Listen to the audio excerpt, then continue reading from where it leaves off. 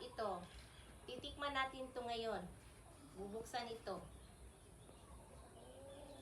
Yan na. Ito guys, so. Hatiin natin ito.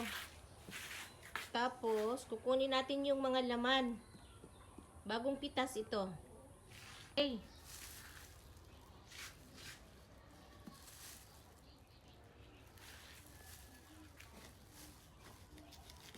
Papakita ko sa inyo guys, ganyan, pagbukas ng ano,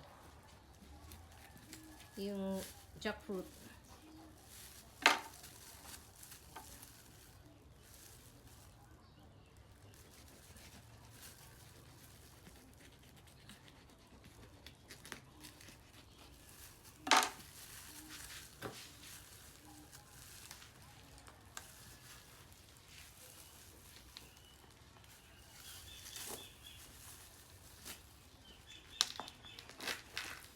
Ayan, ulan, matamis yan kasi ano, yellow na talaga.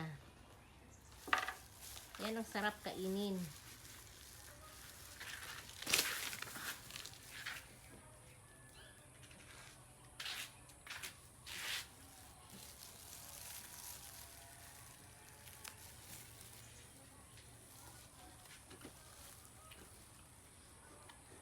Dito lang ito sa amin lang, kakainin lang namin to. At saka, bigyan namin yung chicken.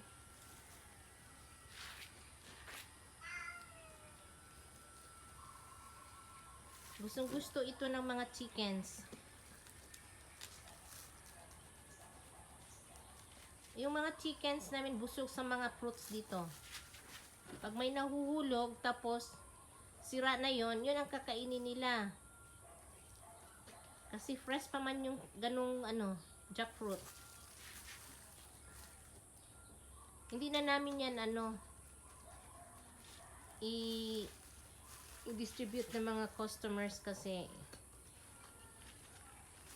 para good quality tayo pag mag-deliver tayo sa kanila.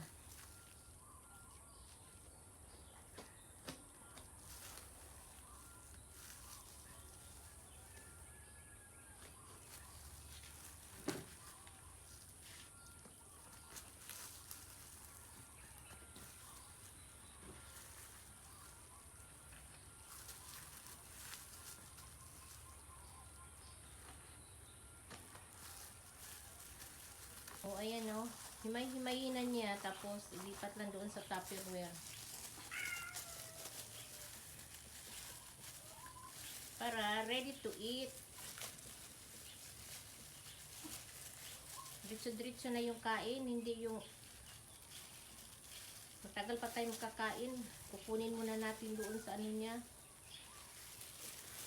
Guys, tingnan nyo o. Parang simpidak ba?